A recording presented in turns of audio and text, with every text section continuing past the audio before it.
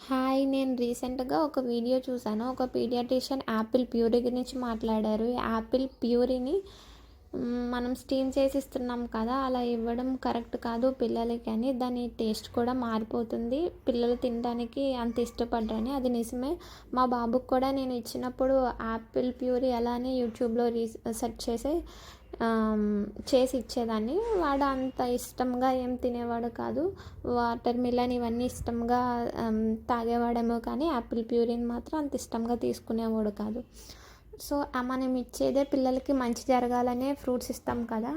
అదే దానివల్ల మంచి అవ్వట్లేదు అని తెలుసుకున్నప్పుడు అది అలా ఇవ్వకుండా మంచి వేలో ఇవ్వడానికి ట్రై చేయండి.